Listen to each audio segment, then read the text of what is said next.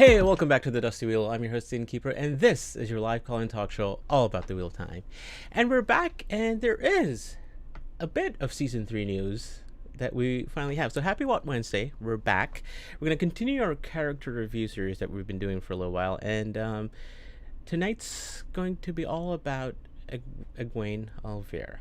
But before we talk about that, WoT Series has given some new stuff. There's a cast that is confirmed, and there's a new episode title, and apparently we have two episode titles that I think a lot of people were like, oh, we now know two. So to talk about Egwene and all this new news with me are two of my wonderful friends, Bain Chiad and Kritter. Welcome. Hello. Hi. Hey. All right, how excited are both of you to talk Egwene? So excited. She's the best. Okay. I love Egwene. She was my first love in the Wheel of Time, so I'm very excited. All right. More than me, it seems. More than me. Good. Egwene. I like Egwene. Book 7 to 14, or book 6 to 14. That's. Okay. I'm a big fan of Egwene. So isn't that a testament though to her insane character arc? No. Yes. Her character arc is amazing. But let's because we're going to talk about some spoilers. I'm going to put this up there. We're going to have some spoilers from the books.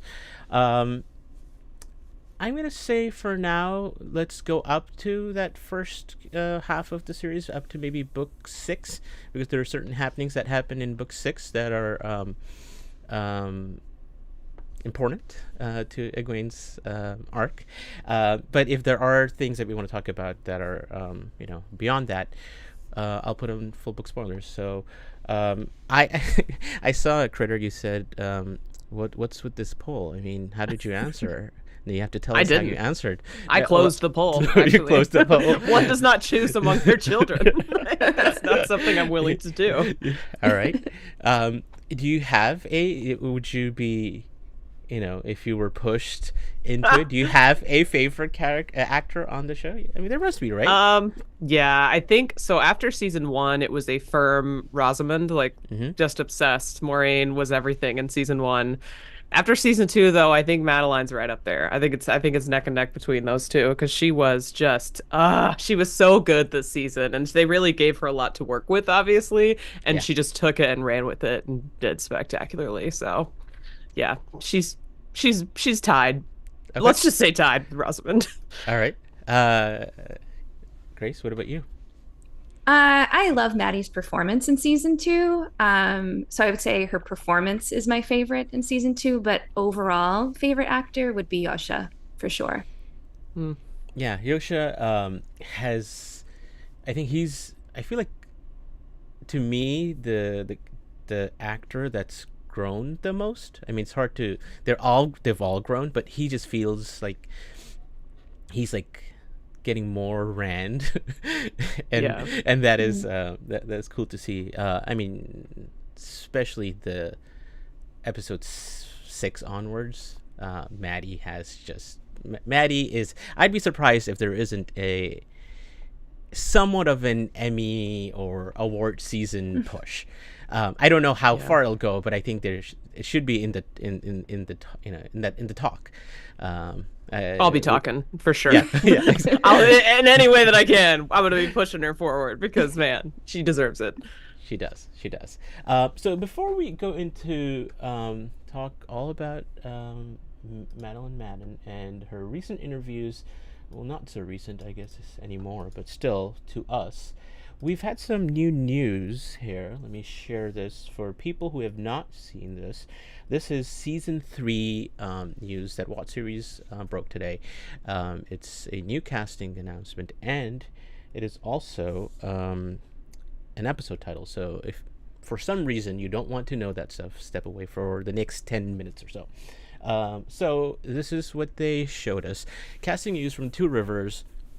And it shows this picture of the Two Rivers, and the actor is Paul Maynard, who is going to play Jacques Elsine or Jack Elsine. However, It's not French. I think it's just Jack. However you want to pronounce that. That's we know there were some audition scripts that you can see on there that showed Lord Luke and Senbui and Will Alcine. If people have seen Carnival Row and Extraction 2 Danger Liaisons, Paul has been in those productions. But we know the Two Rivers has been mentioned, at least in I think I'm not trying to think. Do you guys remember if Rafe mentioned it in his Q&A about Two Rivers?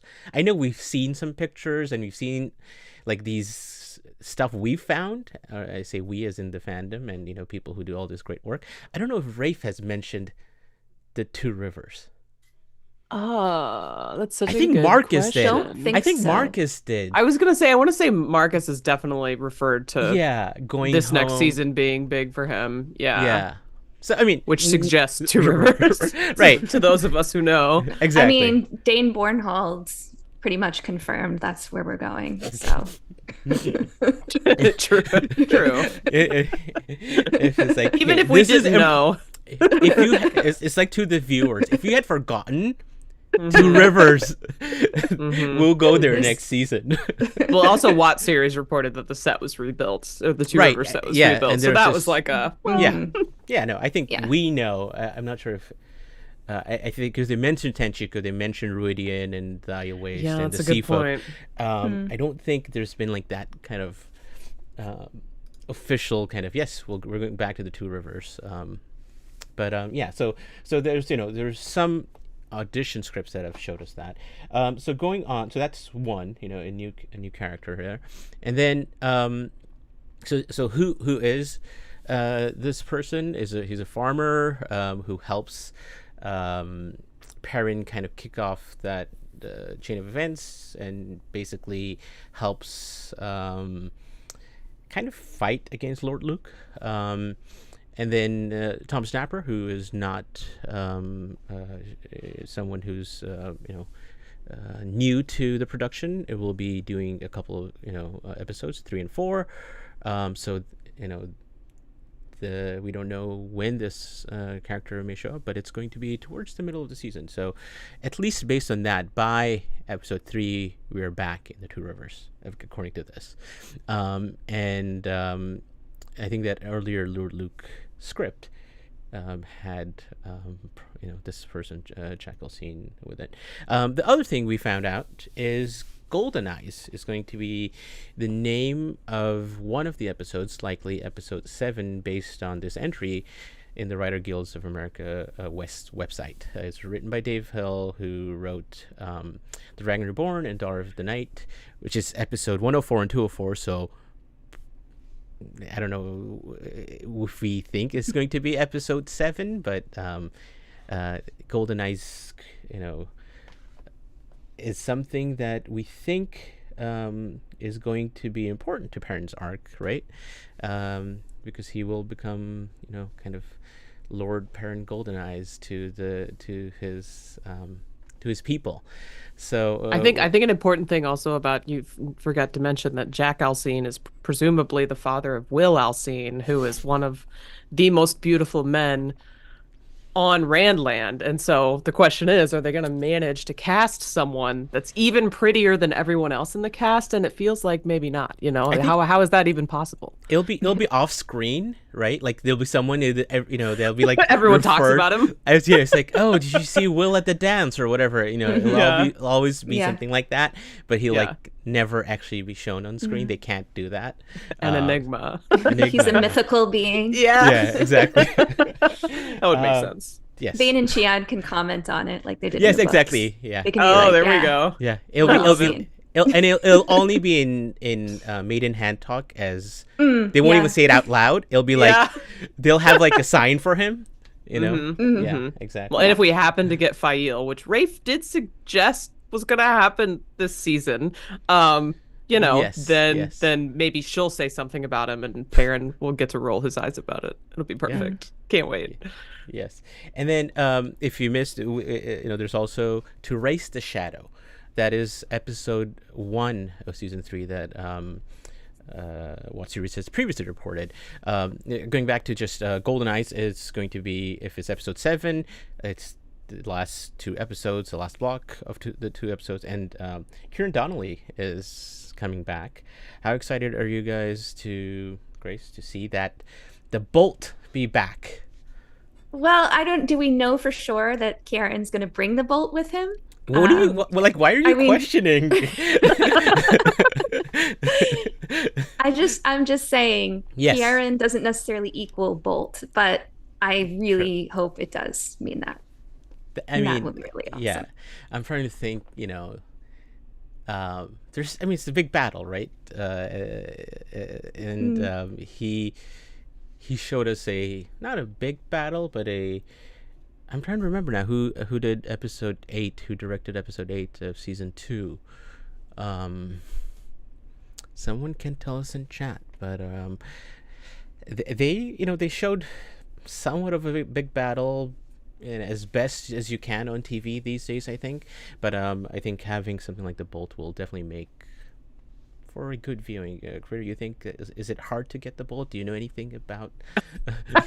I wish I knew something about getting the Bolt. I would make sure they got it every episode, but it would be lovely to see it back. In any time we get it, it's a blessing. That does make me wonder, though. That's episode 1, right?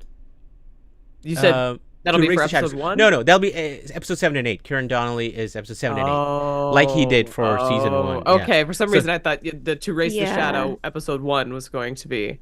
Okay, never mind. Yeah, I don't think we know who's doing episode 1 and 2. Okay. Yeah. I was just trying to think of how quickly we would have to jump into something worthy of the Bolt in episode 1. What are we gonna do there? We just had a big battle in Fall, but whatever. Yeah. Maybe. I feel like we should save the Bolt for Aiel fighting. That's what Megan is saying. That could be a gimmick kind of thing, but everything looks different. Yeah. Although at least to me, there was a Bolt-like effect that they tried to make with the Avienda versus the White Cloaks. It wasn't the same, but there was a drone. I'm pretty sure it had to be a drone, the way it panned out from them and went kind of around. And it had a pretty good effect and really good choreography in episode 5. One small minor detail that is maybe important to people in the theory crew is that Emmanuel Imani, Ivan, who some people were like, where is Ivan? His new CV credits him in 3 seasons for the Wheel of Time, so he may be coming back to as Ivan, as one of Alana's warders, or not. We don't know, but it seemed like previously that he may have because of other projects not be coming back. So I don't know, whatever that means. If he does come back, I thought he did play that meditation scene was really well done with Lan. Also, I'm just a really big fan of continuity, in the cast. Like, the less confusion that we can create, because I'm not gonna lie, my brother started watching the show generally, not season 2, but the show very recently, and the first thing he texted me was, "This is really confusing," and I was like, what do you mean? Ask me any question you want. So I think between season 1 and season 2, he might be even more confused because Matt changes, and then if we switch out our Ivans, let's stay consistent if we can, obviously. Yeah. I don't think I think that is that shouldn't. I mean, there were so many Game of Thrones, right? There's huge big character that would change in that too. Yeah. So it is the nature of it, but I can see where you have really 7 main characters, that you have to follow and know about. That everybody else is just fuzzy. Yeah, and then you have if you're watching season 1, you see the 5 from the 2 rivers. You see Lan and Moraine. and then you start seeing like Swan show up, and it's like, oh, I know that person, they're important. And then you Mm-hmm. have like Logain as Alvaro Morte. Like these are like really, famous actors that Yeah. you to keep things together might be hard, but I mean, it's not that hard for us because there's No, only yeah. 2,000 plus characters, for Right. us. This is easy. Yeah. um anything else from that news that kind of stood out that or you guys are like, let's talk about Egwene, let's do it. I'm all about Egwene. Yeah. Yeah, Okay. I'm ready. I'm ready All to right. talk about Okay. Egwene. Okay. All right. So this is something I think they did really brilliantly, in terms of showing us the actual, talking about the main thing that most people talked about with Madeleine Madden was the demone, and episode 6 mainly, and then going kind of into 7 and then 8, is how do they come up with that picture story, right? And Rafe and co, as well as I think Egwene and Zila have mentioned, they took that one paragraph and they said, how do we show what she goes through, from that one paragraph? Because when I was 13 or whatever, first time reading the books, I didn't think I glossed over it. I was like, oh, that's bad. Egwene had a bad time, but I don't think I Mm-hmm. really recognized how bad it was. Because I was like, oh, other cool things happening, and the horn is blown, and it's like, and it's done. But I think that choice of showing that was really well done. So if you don't mind, the both of you, there's a few book quotes from The Great Hunt that you can help read, that they got these that from. So Grace, why don't you go first here? Okay. It's a little hard to read. I need to make my screen a little bigger. Okay. Oh, Egwene went on dully, as if the other woman had not spoken. They are training me, Min. The Suldam and the Adam are training me. I cannot touch anything I even think of as a weapon. A few weeks ago, I considered hitting Renna over the head with that pitcher, and I could not pour wash water for 3 days. Once I thought of it that way, I not only had to stop thinking about hitting her with it, I had to convince myself I would never, under any circumstances, hit her with it before I could touch it again. She knew what had happened, told me what I had to do. It would not let me wash anywhere except with that pitcher and bowl. You are lucky it happened between your visiting days. Renna made sure I spent those days sweating from the time I woke to the time I fell asleep, exhausted. I'm trying to fight them, but they are training me as surely as they're training Pura. all right. And this continuation, you can keep reading. Okay. She clapped a hand to her mouth, moaning through her teeth. Her name is Rima. I have to remember her name, not the name they've put on her. She's Rima and she's Yellow Aja, and she has fought them as long and as hard as she could. It is no fault of hers that she hasn't the strength left to fight any longer. I wish I knew who the other sister is that Rima mentioned. I wish I knew her name. Remember both of us, Min. Rima of the Yellow Aja and Egwene Alvier. Not Egwene the Demane, Egwene Alvier of Emmons Field. Will you do that?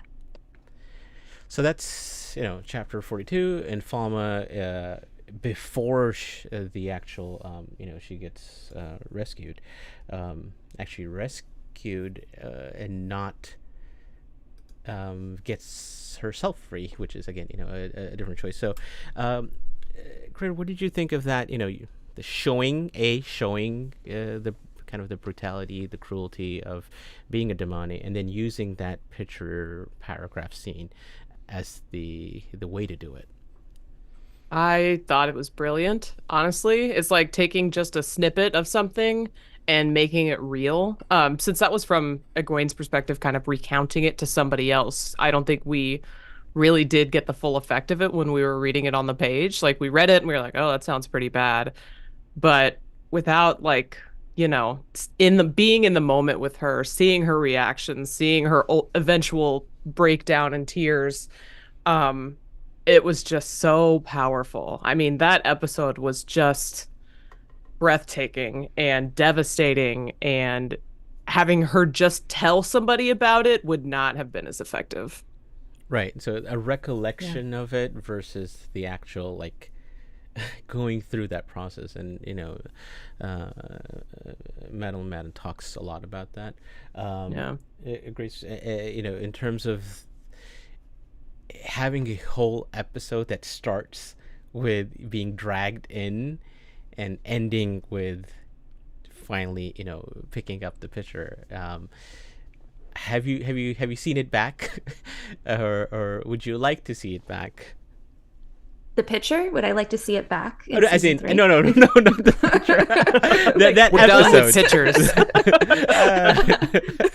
The episodes. I mean, I don't know. I feel like I've only seen yeah. it once, and maybe I've seen it the second time, but I like saw it like peripherally, because think- it's. Yeah, I think I've seen it like 4 times now. I saw Wow, it the okay. first time, and then I watched it again at OgirCon, and then again I did a rewatch with friends, and then I watched it again last night too.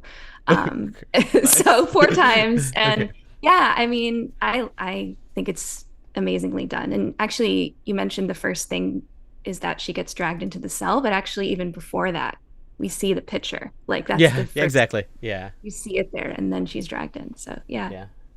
It's Uh, hard to watch, but I find it hopeful at the end, and I find it really cathartic to watch her power through it mhm. and be strong. So it actually like it's hard to watch, but I always feel I don't know, I feel a lot when I watch it, and it's not all bad. Yeah. I think it was also really impressive. I didn't mention this, but in the book, like she has Min as a companion, right? She gets visitors, and it's like this thing where she still has friends and she still has a Mm-hmm. connection to the outside. In the show, they took all of that away. She was completely Yeah. isolated. All she had was Renna, and it was miserable. Basically, Yes. there was no escape from it, Yes. even mentally. So I thought that was a pretty good choice that they made. Yeah. I Yeah. mean, Andrew, yes, the picture episode is one of the toughest episodes for me to watch. Koala's like, yeah, I watched the first time curled in the field position on my lounge chair. I actually watched it live, and I didn't know what to say for the first 5 minutes after we ended, and I was like, that's a little too heavy. But Maddie does talk about. I'm gonna say Maddie. It's just easier to say Maddie, right? Than Madeline. But in this interview, this was a really cool interview with Defector, that again came out at the same time. Um, Basically talking about the picture, she says, but those feelings are contrasted with shame and hate and anger as well. There are definitely times where in the script it specifically said, ooh, is this the one that I was looking for? Give me a second. Maybe not this one. That specifically talks about the picture. Uh,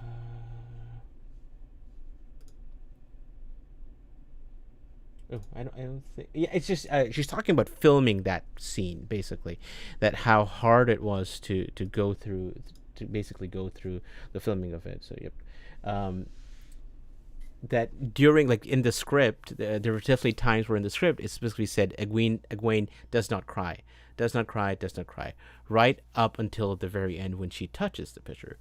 There were moments before then where I would be crying just as a release. I just need an hour or something like that. And we'd have to come back and reset and do it again. But we were very lucky to have shot chronologically, so we were able to follow the characters fully through, which was incredibly helpful. And then she goes on to say that by the time I touched that picture, and I hadn't really touched that picture at all the whole time, really, because why would I? And actually feeling the weight of it and being at the end of those 8 consecutive shoot days, it was really devastating. And it all came out. When Egwene broke down and cried, there was a bit of Maddie in that. I don't know about you, Zelia, but the first time I watched it, it was quite distressing. I'm better now. Thank you, therapist, and laughs.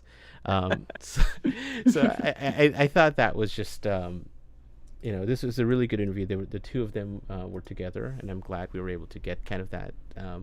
But just going through, the way they shot it in 8 days, and she how she didn't touch that thing because she had to get into that frame of mind, I thought showed on screen at the end, and especially the end where she screams. That was chilling. Yeah, Like goosebump worthy. Yeah. How did you, Kritter, take that kind of wail at the end? Were you more like where she's given up or she's gathering herself? Is it a wail of why did I do it, or no, I can fight and this is my fight showing? I didn't watch it last night, but I remember it being like, I related to it in the sense that I was like, God, she's probably so frustrated and exhausted, and she just needs to just let it out because she's angry and devastated. And I don't think it's any one emotion. I think she is just feeling it. And she just had to finally let it go after combating like herself and the Shan and Brenna and all of that for days. Right. She just had to, sometimes you just gotta scream, and she Yeah. did it, and Yeah. it was cathartic maybe. And Yeah. she moved on from there. Right. Grace, what do you think? How did you, having recently rewatched her scream like that, what do you think that scream was emoting, I guess? Yeah. So I feel like it's a contrast to the scene of her earlier in the cell where she's like, pull yourself together, pull yourself together. She's not crying. She's trying to be strong. And she's really like that through the whole season. In the beginning, Alana's like, oh, Egwene needs to loosen up, right? Egwene doesn't want to be vulnerable. She wants to be strong. She wants to know everything. So she was trying really hard the whole time to not give in to Renna and to hold her ground. And so it was devastating to her to finally give in. And so in that moment, that's her just letting it all out, everything she's been holding in, all the, maybe even just like all the feelings she was holding before, about not being able to protect Rand. And it's just the first time you see her completely lose it. And I don't blame her, but I feel like there's also like an element of victory in it too, in the sense Yeah. of like, she got water, like she needed that really badly. So in a way, there was, I just feel like there was a lot in that one scream. Like there's Yeah. definitely a lot of despair and just total loss of everything. But at the same time, it's like, well, I did what I had to do to survive. Right. Yeah. I think this tells you more about me than Egwene or Maddie's performance. But when I first heard it, I really thought of it as almost like a battle cry, psyching yourself, where she's like, "Oh, the sitter in the next cell just told me I lasted much longer than she did," and that kind of in her mind makes her think. When we'll talk about this, because Maddie talks about this too, that she's strong. Like she may have not felt or been told that at the White Tower, but there's a realization that's coming to her that she's actually really strong. And at the end, even though she maybe had to give in to this one thing, that she lasted that long, and she was like, obviously, everything that both of you said, but there was at least how I saw it was like, hey, I did it. Like I was able to fight this, and I can continue to fight this. And she's not a different. I mean, she is a different person, obviously, but since after that, she was more resolved. I felt like, and she would, when they took her out to the training scene, she didn't really resist it as much. She did the thing, and she's like, I'm gonna get what I need out of this, and continue on. It was. Really, really well done. One of the things that she talked about was just how physically hard it was to do those scenes. And maybe Kritter, you can read this for us here. This is from Nerdist. I think it was probably the hardest thing I've had to do as an actor. Staying in that physical but also psychological state for an extended period of time. I think we were in the cells for about 8 days was really difficult. I was lucky enough to shoot chronologically, so then that really helps all of us, but particularly me, to go on that emotional journey. Yeah, and then, she's talked about in a number of interviews about just how she showed pain. I think one of the things that stood out was she looked at Dan's and paintings and other like art to see how people show pain or hold pain. Did you see that while you were watching Kritter? Yeah, I feel like the way that she acted it, you could tell what was being done to her, even if it was through the leash, right? Like you Yeah. could tell that she Mhm. was like, some things were just in her core, right? And Mm-hmm. that's how it felt. And the way she, like, I don't know, flexed her shoulders and hunched over, there was just so many things that she did that communicated exactly how she was feeling. So even if there wasn't magic flying around her that you could see, you knew exactly what was going on. So I think she really nailed that. Her research and homework paid off. Right. Yeah. I think that first kind of thing that happens with her twisting, Yeah, it's yeah. it's Mhm. I don't know, Grace, you saw it recently, but it seemed like it seemed very unnatural, that it should be CGI, but I don't think it was CGI. Do you think that was CGI, or just like that because she saw, she acted that? I don't think it was CGI. I Yeah. think she was contorting her body and exhausting herself, and probably part of why by the end she was screaming, because she was probably in a lot of physical pain just by doing that over and over again. But yeah, I think that was really cool that she did that research. And she talked a lot about the movement coach too, who I think Yeah. has worked Let with a me. lot of the actors. You want to read this for us? Sure. I think we had one rehearsal, didn't we, Zelia, which was to figure out the physical beats of the brutality, where the pain manifested, where the pain manifested within Egwene based on the things that Renna did. Kicking Egwene, hitting Egwene, making Egwene try to touch the water. Where does that pain sort of sit in the body? How do you show that? We had a really fantastic movement coach, Scarlett Mackman, who was very important to the process of helping you figure out those beats. But she also helped you look after yourself physically, because we were in that cell with the candles for like 8 days during COVID at the end of the year. It was pretty bleak times. Yes. That I think it was with Takaranryo. She said something about losing like a toenail or something. I'm remembering Mm-hmm. this now Yeah. because but it was like her like eyes were bloodshot, and it was all like real because they were going through some really physical stuff. People are asking about are they asking me to pull something or just to pull? Because those I think they're just missing having a poll. yes, yes. um Maybe the but result of the poll. yes, so so is Madeleine Madden your favorite actor on the show? About 2/3 or a third of people here think yes, which is I think uh makes sense. Pretty Yeah, good. There's Yeah. a lot of good. characters, so There's a lot of this is characters, nicely and good showing. that's like Mhm. based on kind of things you like, that totally makes sense.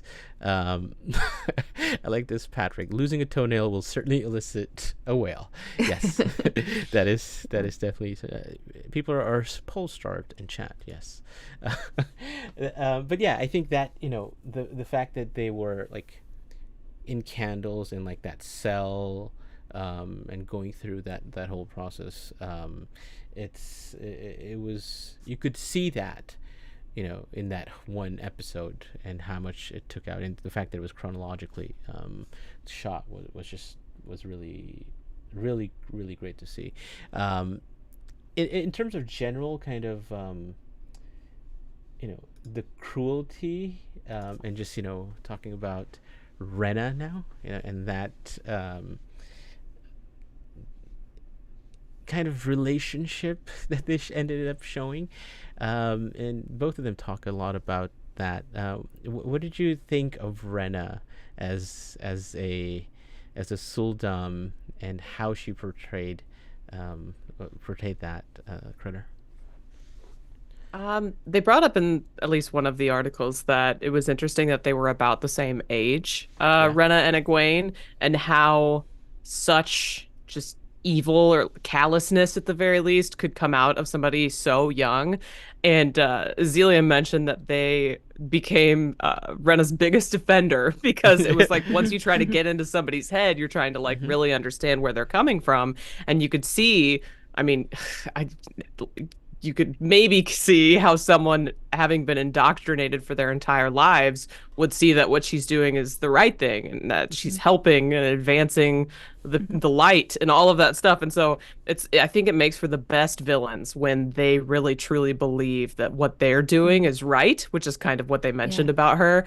And so it was just these diametrically opposed forces with completely different beliefs, and Renna at least was trying to like befriend and coax and soothe Egwene in this really weird way. And I say befriend, but I really just mean like tame almost, like lure her in, you know, like a stray cat. And it was like just seeing her do it. She was just, or they were just so good at it. They nailed what they were doing, because I did hate her. I despised Renna, but it was really fun to despise Renna. You know what I mean? Like, it was just like, oh, she's the worst. And when Egwene finally said, "I will kill you," I was just like, it was, you know, it was just the best, like, best moment, because she started playing into Renna's game. This like, we're friends, you know. So she starts it out with Renna, you know, all quiet and meek or whatever, and then she's just like, "I will kill you." So, anyways, their relationship was fascinating and horrifying, and I thought they both played it really, really well. Yes, you know, I think the thing you mentioned, Den of Geek, with Maddie, you know, I think it said this is Maddie saying, "I think how similar in age Renna and Egwene are only makes it that much more insidious. The fact that someone as young as Renna could be so cruel. When we really see how awful this institution is and how there are things worse than death in this world, and showing how awful and brutal this breaking process is, sets up beautifully when Rima, the yellow sister, gets collared." So, you know, there's like that continued, like, the Shanshan are bad, like, you know, from episode, you know, 2 and 3, like we knew that, and then it shows us from a different aspect at how bad they are. But then you see Renna, who's like the star Suldam, right? Who's like doing it in a way that is like, well, maybe I should befriend, you know, or, you know, like, I let her keep her name. Yeah, exactly, right, exactly. Like, basically, I'm the nice one. Yeah, well, she's like, you know, I've seen, you know, how poorly this can go, and, you know, a Damane who does not work well with the Suldam, like how that doesn't work out. So she's like, let me do it in a nicer way or whatever. But it's like, no, you can't do that. Like, that's just not possible. So what did you think of you know, just Zelia and their performance, Grace? Oh, yeah, I thought they were really good. And I think the choice to play it as if they really believed that, or that Renna really believed that she was doing the right thing, or like she's a good Suldam. Like, I'm, you know, she's like, many Suldam believe this, but I'm going to do it this way. And like, you really bought that she thought she was doing the right thing. And that's what made it so creepy. But yeah, I think they also did it in a really straightforward way. Like, they weren't over the top. And I think that the moments of trying to be soft and nice, plus also the fact that they were just like, this is normal to me. This is our culture. This is what we do. Right. Like, that, I think, was a good choice as well, because it just made it even creepier. That it was just like, yeah, this is just an average Wednesday for me. I'm just going to come in and beat you up. You know, it's like it's a hard day at work. My Damane wasn't listening. Like, it was like really like, there was a matter of factness to it that was haunting to the viewer, because it was like, can you not see, like, this is not okay? Well, to us it came off as so cruel, but, you know, she's like, you're not a person, and she's not trying to be mean. She's just saying what she believes, which is just horrible. Yes. Yes. Andrew's asking, are you taking calls tonight? Yes, the call lines are open. We'll probably have some time towards the end, so I put that on there. If you want to call and let us know what you liked about Madeleine Madden and her performance as Egwene. I think one of the things that was really really well done is that one specific line, and I could read this and we can actually watch that scene, because I think that is a really good scene. This is from Decider. Maddie's saying, I think the emotions that come up out of Egwene in that moment is after she's been brutalized and beaten and tormented by this person. Renna touches her so gently and asks her, did the White Tower tell you how special you are? There's like flickers of appreciation. I feel special, but then also guilt and shame for how she's feeling in this moment. So, I mean, in like, I guess, more simpler terms, a Stockholm syndrome kind of, I guess, feeling where you're like, oh, my captor is being nice to me and telling me I'm great and, showing me how to do these nice things. So I think this specific scene sets it up really well. I was like, if there's one scene we can actually watch, it's probably this one. It doesn't make for great viewing, so this is from episode 6, but it's off the things I thought we could actually show. I think is okay. So enjoy Renna and Egwene.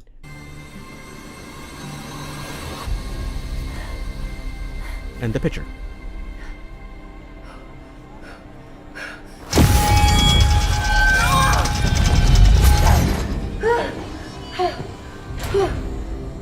You can't remove it. You can't even touch it without unbelievable pain. You know this.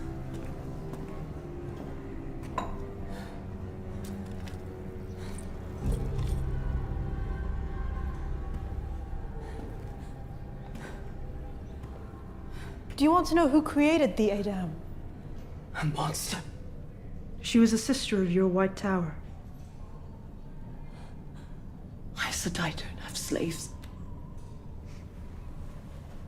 What did you do as a novice? They want to curb your power, you know that. To waste your life on parlor tricks. We Shan want you to use your power to the fullest extent, the way you were born to. No woman can have power with a collar on her neck. Oh, Egwene. You are not a woman. You are a demone, and a powerful one. I hope they told you at your White Tower just how special you are.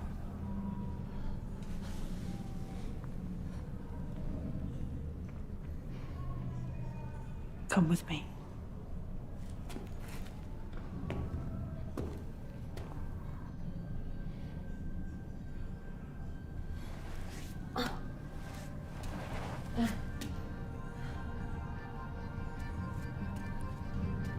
Really, the music here is so good.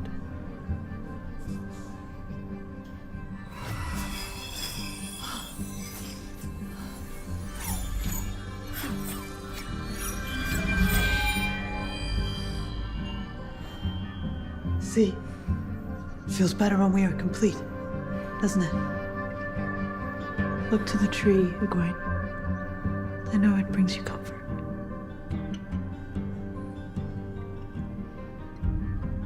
Reach out to it. Search for its roots.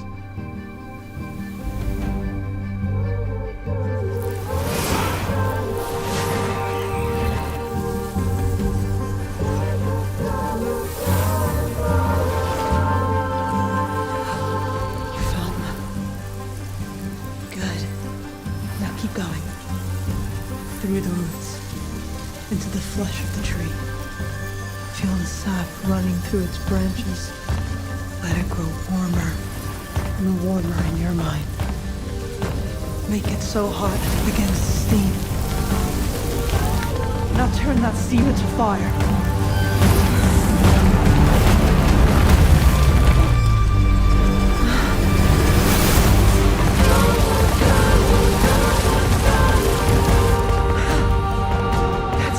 To feel. This is the power we are meant to wield, Egwene. Did you feel it? Our affinity?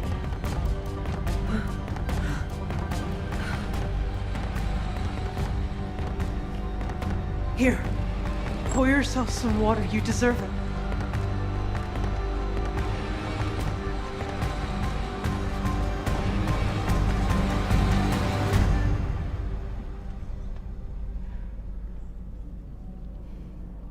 Pour the water, Egwene.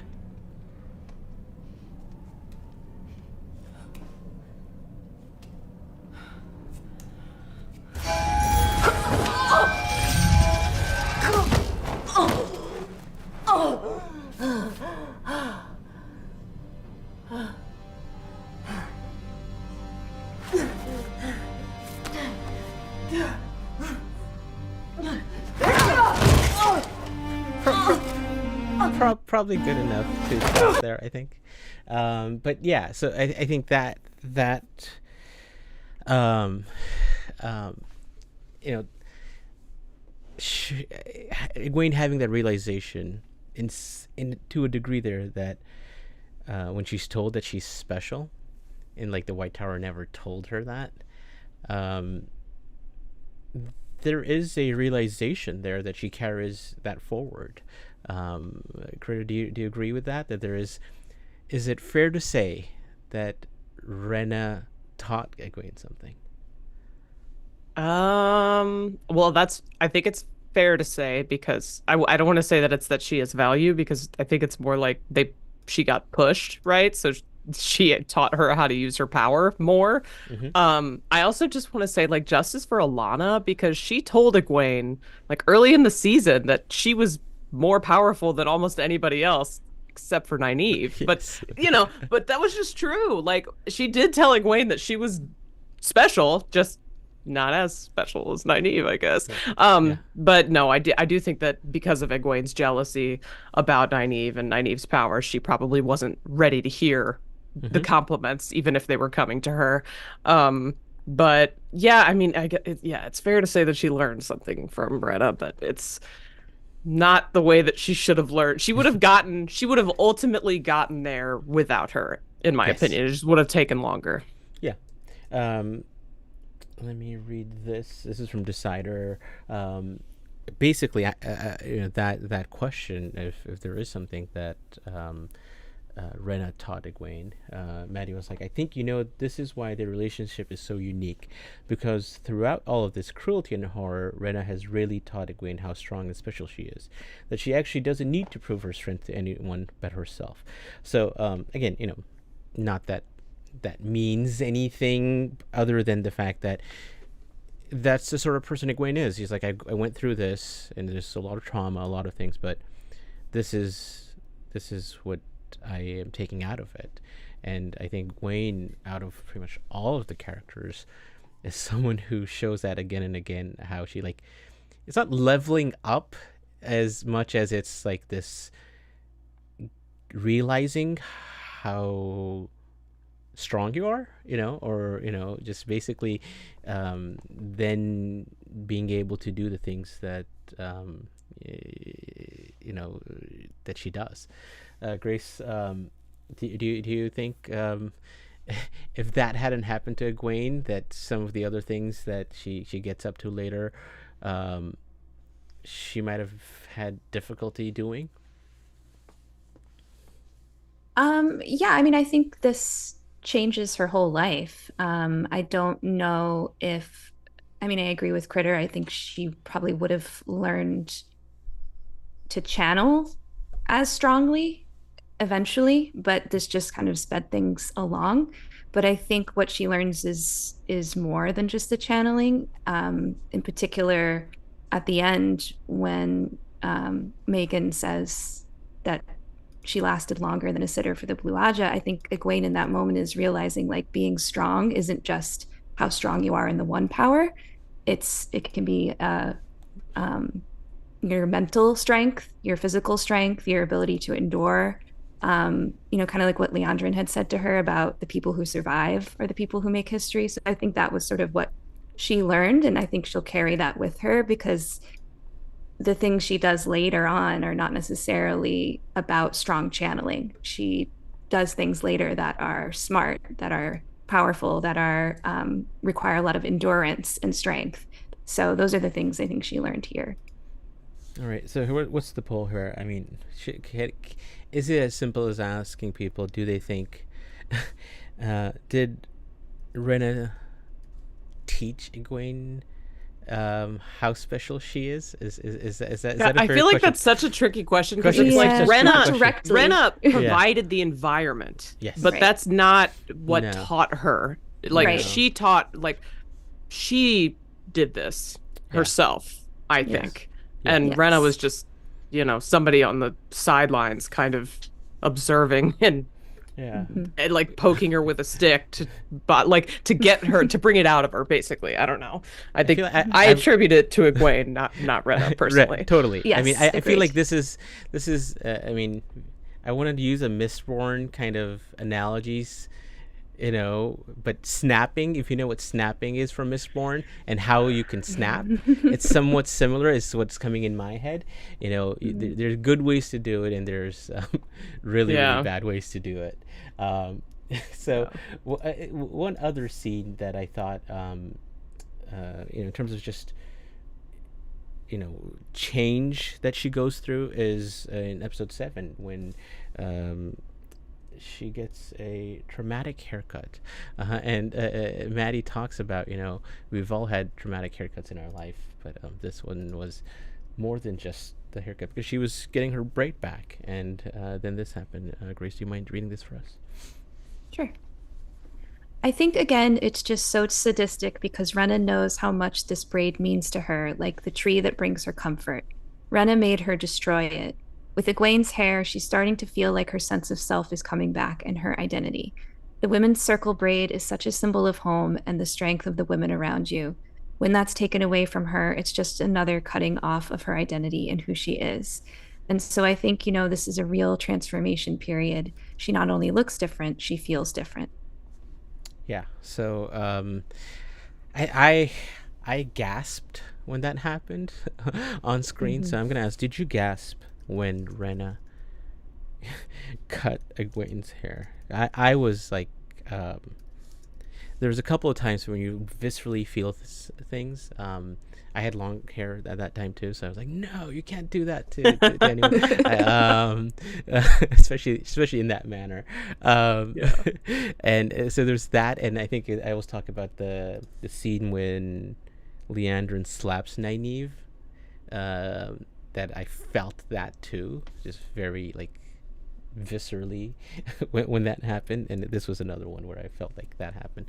I feel like the hair cutting was more of an offense. Yes. Because Nynaeve Yes. was intruding, right? There was there was an element of that, but whenever she cut Egwene's hair, like I was doing reaction videos to these, so it lives on in infamy on the internet. But like I literally was like, I can't believe it. I was so mad. But yeah, I guess we'll see what happens next season with her do. Like how they're gonna style it. Yeah, I think Egwene. There's not a lot of things that Maddie said about season 3, but one of them was that there is a new look or a different look to her. I actually, I'm sure the both of you remember. I thought the braid goes away and never comes back in the books. Is that what happened? That's correct. Okay. Yeah, but it's not. Her hair doesn't get cut. Like she always just wears it like right. down or whatever. Yeah, she just wears it down. But She's in got this long case, hair still. Well, I don't know if that's a spoiler. I call that a spoiler. But I think Never mind. But I think It's the okay. fact that they used the braid because it was something that they had in episode 1 in the show, and showed that she is remembering that you're never alone when you have your braid, right? So that's one of the things she turned to while she was in captivity, and then it was taken away in that manner. Yes, so.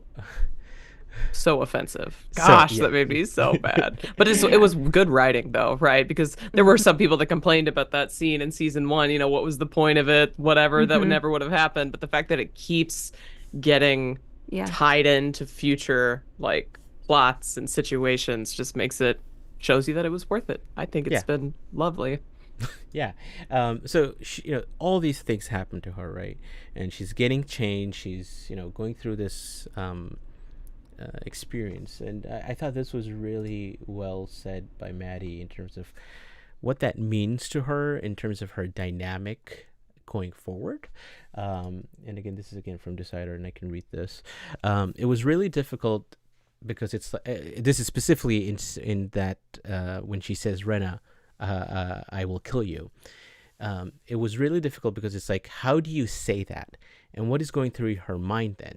the way I view Egwene now and where she is at the end of the season, she doesn't say much, but what she does say, she means it, and it does hold a lot of weight. I think she's just really watched and learned from everything around her. I think we see her take a bit of a back seat. In the past, she was always the one to say, this is what we're going to do, and be like the speaker of the group. And now I think she's just sitting in her silence, watching, learning. So it's that kind of next step where it's like, yes, I need to be at the White Tower, I need to be like the best student, I need to be the best water carrier, that's kind of her right. thing, right? But now she's realized, well, she is strong, she needs to just learn. And the Aiel Waste is the best testing ground. So we know her going to the wise ones and learning from them. I think this is perfect in terms of what Maddie said there fits so well, because she's gonna have to be quiet to learn from the wise ones. Yeah. Well, that scene we saw too with the tree was a perfect example of her doing that, because I do think there was some realization there that Renna could channel, right? When she's like, do you feel right. our affinity? And the look on her face is like kind of like awe, but also like oh yeah. So I think that she's watching and learning, and that perfectly in that season as well, and that all comes to a head obviously in episode 8. Yeah. Do you think, Grace, that Maddie was kind of talking about going forward, that she needs to be able to listen, and that is somewhat of a reference to, yeah, she's gonna have to listen to the Aiel Wise ones. I again, it's hard to think that's what she's saying, but I thought it was interesting that she was talking about, she has what, a few minutes on screen afterwards, after the collar comes off, but she's talking about this whole persona of a person who is more like, not calm, but more of a sponge in a way, where she's like, I need to take things in and learn more. Do you think there's something there? It could be. I mean, it's hard to imagine that Maddie's not sort of internalizing everything about Egwene, and Egwene has always been a sponge. Like, she's always picking up other people's cultures, the Tuatha, and then the White Tower, and she wants to take everything in. And so she did this interview after they started filming season 3, is December, right? Yeah, this is December. Yeah, this is 2 months ago. She would have already been doing some of those scenes. So yeah, I think it definitely could influence what she's saying, because that's just now part of her and part of her understanding of the character. Yeah. I think it's so awesome to see. 4 years ago, we started hearing stuff, and then they did marketing for season 1, and they're like, obviously some people have read more books than others, and but just talking about their characters now versus earlier, it's like they know them much more. They know the scripts, but they've played them. There's no way they don't recognize what this character actually, where they're coming from. One of the things that I thought was, from a physical standpoint, was the actual collar, and they talked about how that also helped get into character. So Kritter, if you mind reading this from Den of Geek. Sure. And also leaning into when it was uncomfortable. There were movements that I couldn't do. I couldn't sit up properly with it on. I couldn't tilt my head too far down. And I wanted to keep it that way because that's also what the character would be feeling. So even though it was a bit uncomfortable for me, it also helped my performance with it being realistic as well. So yeah, again, that's something that didn't come off until right towards the end of the season. With talking about the end of the season, there were changes, right? And I think that's probably one of the biggest changes is that, let me actually end this last poll. Did you guess when Renna cut Egwene's hair? 83% of you said yes. So I'm thinking the 16% of people who said no, like, cried or something more. So they have no feeling. Yeah. They're actually Sean Chan. No, I'm kidding. But I think the change of Egwene killing Renna, and how that is different from what happens in the books. And let me actually bring that up because we see that from Egwene's kind of POV here in chapter 46 of The Great Hunt. And I can read this for you. And before anyone else could move, Egwene snatched the pitcher from her washstand and smashed it into Renna's midriff. The pitcher shattered, and the Sul'dam lost all her breath in a gurgling gasp and doubled over. As she fell, Egwene leaped on her with a snarl, shoving her flat, grabbing for the collar she had worn where it still lay on the floor, snapping it around the other woman's neck. With one jerk on the silver leash, Egwene pulled the bracelet from the peg and fitted it to her own wrist. Her lips were pulled back from her teeth, her eyes fixed on Renna's face with a terrible concentration. Kneeling on the Sul'dam's shoulder, she pressed both hands over the woman's mouth. Renna gave a tremendous convulsion, and her eyes bulged in her face. Hoarse sounds came from her throat, screams held back by Egwene's hand. Her heels drummed on the floor. And the next, there's another part to this. Let me just get that. I think it is. Alright, give me 1 second here. When Egwene, Nynaeve actually steps in and is like, stop it, Egwene. Nynaeve grabbed Egwene's shoulder, pulling her off the other woman. Egwene, stop it. That isn't what you want. Renna lay grey-faced and panting, staring wildly at the ceiling. Suddenly, Egwene threw herself against Nynaeve, sobbing raggedly at her breast. She hurt me, Nynaeve. She hurt me. They all did. They hurt me until I did what they wanted. I hate them. I hate them for hurting me, and I hate them because I couldn't stop them from making me do what they wanted. I know, Nynaeve said gently. She smoothed Egwene's hair. It's all right to hate them, Egwene. It is. They deserve it. But it isn't all right to let them make you like they are. So the fact that she was, saved and Nynaeve was there, clearly if Nynaeve wasn't there, things may have turned out similarly to how they did in the show. So Grace, how big of a change is this for Egwene's future? I mean, she killed someone, right? That is, Perrin kills people, not Egwene, so what do you think? I don't think it's that big of a change. I think it's what it might have or could have happened if Nynaeve hadn't stepped in the books. I think it shows that Egwene will do what she says she's going to do.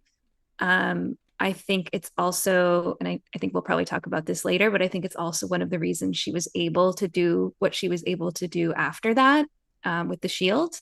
So I think that, no, I think Renna deserved it, and I think I'm okay with that change. And I mean, there may be some thinking about it later, taking a life, I'm sure is not like, it's not nothing, but I don't know. After what happened to her, I feel like she firmly felt that was the right thing to do. I like how you said, Renna, like, no one's sad Renna was killed. Yeah, no. Yes. No, think, no one's yeah, like, one's like, oh, you shouldn't be like them, Egwene. It's like, no, kill her. Like, and it wasn't done. It wasn't like a crime of passion. Like her face is like calm. Like she's just like, this is what I said I would do. I'm doing it. Yeah. And I think there was there's clearly a battle of will there, and Egwene wins. And so you could almost have changed it in a way where if Egwene fell to the floor and literally could not, save her, they could have showed it like that. So there was a little bit more than that where she was showing rage and just hatred at that time, which is again, not it makes sense the way it happened in the show, that Egwene had no there was no thought of, maybe I shouldn't kill her. Well, and it sort of mirrors what happens with the water in a way. It's like this battle of wills, and Egwene wins, Renna lets her go, and Renna's like, "Oh well, now let me go, right? Like let me go," and she's Right. like, No, "No, yeah. I'm not gonna."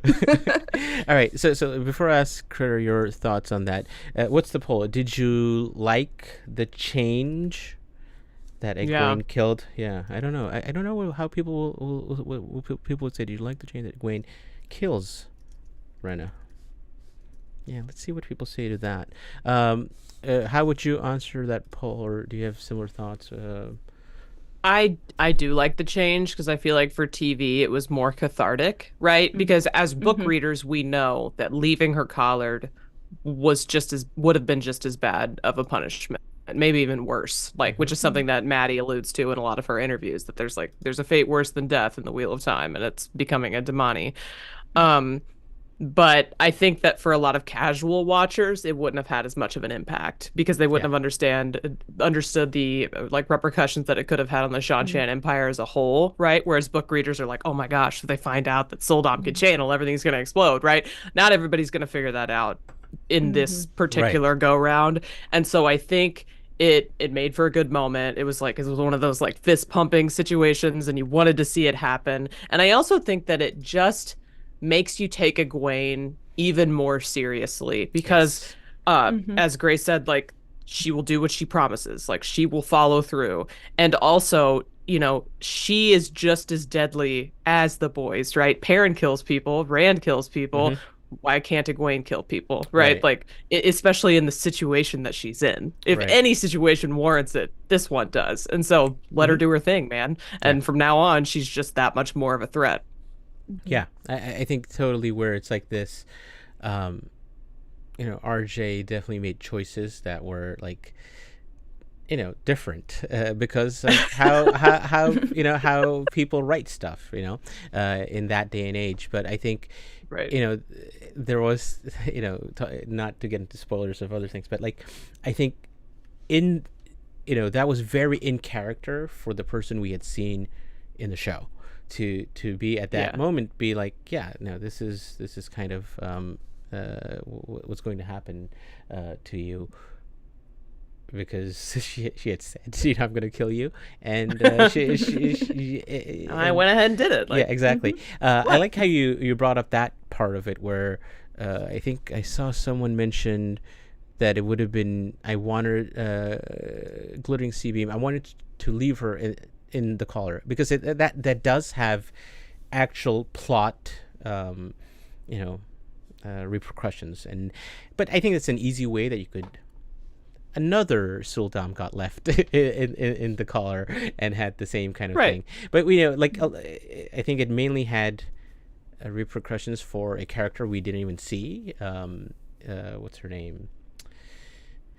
I can't remember. Lilwyn? The other Soldam? No, I'm talking about like who like Egyanin? we actually Egyanin, right? Like in the books, like Egyanin like finds that, and then you see this whole kind of arc of her like turning away and being, you know, changing from her Shan-Chan, you know, beliefs or something. So I think it makes more sense to that. I think they can easily just explain it in a way that, oh, someone's figured out that the Sultan can channel. I personally had always thought that not a loop, like a plot hole kind of thing, but like there's no, like, never that never happened that like a Sultan put on a collar. Like, I'm sure there was like a secret society of Suldam that knew. That's just like never talked about it, you know. There's or the, you know, Empress, may she live forever. Like maybe she knew, right? Or like somebody has to know. Yeah, there's no way like no one knew this, you know. Well, and I do feel like in some ways in the Wheel of Time books, like, I don't know how realistic it was that somebody found the Soldam and they were like, oh. Like, if somebody found the Soldam, they would be like, oh, you know, we're going to blow up our entire military strategy because our previous beliefs have been discovered to be wrong, right? Like, part of me thinks, yeah, they would all cover it up, or they would just change the rules. Like, no, we actually don't think women who can channel are animals. We think women who are born with the spark are animals, and that's our new rule, right? Like, people change things to their advantage all the time. Yeah, it's funny. the way you feel about that is how I feel about, and this is gonna get me so much flack, is the Aiel history, and them being like, oh, we were the traveling.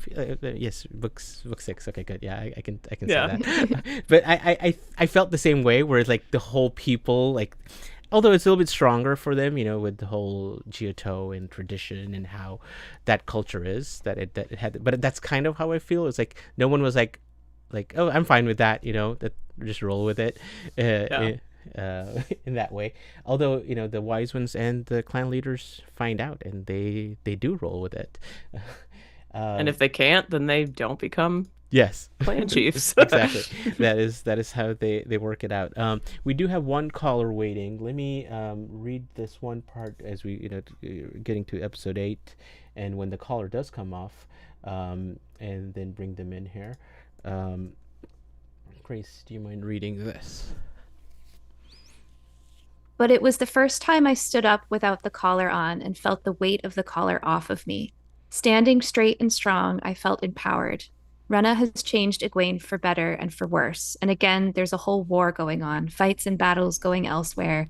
But we're just here with these 2 people that we were in the cell with. And all of a sudden, this world feels very intimate again. And we're back in their game of cat and mouse, but now it's flipped. I was definitely glad to be done with that.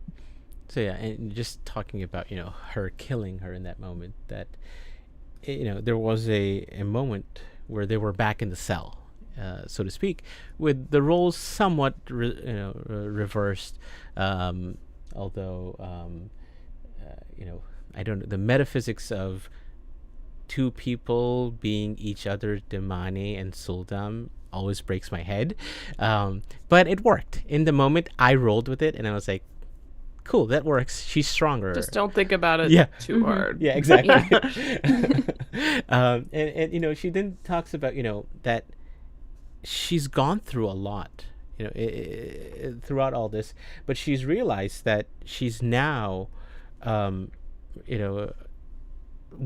in a way. So absolutely, look, I think what Egwene goes through and survives, and I think that's the key thing. She hasn't died at Demane. She wasn't killed in the process. She was made Demane, killed her captor, and survived. I think that a really important thing to remember is that she's not like so many other people, right? So not only has she recognized things about herself, she's actually done, she's freed herself, she's killed her captor, and now she's talking about she's standing tall and strong. That's such a great way of saying that. Well, she's achieved things, right? She's even though it was really hard or whatever, that she's feeling kind of proud of herself in that moment. That she's not like other people. She's not like Maigen, who unfortunately is dead, next to her. That even though that's sad and everything, but she's come to that recognition. They're talking about standing up to Shamael. Kritter, what did you think of going from being captured, that, and now facing one of the Forsaken? And I'm glad this question was asked of her. Yeah, I definitely think that she says this in one of the interviews, that she, after going through everything that she went through, she was ready to protect her friends and be that shield. But obviously she wasn't gonna last forever, right? It was a temporary stopgap before everyone could unite to fight Ishamael together, and that's what they needed ultimately.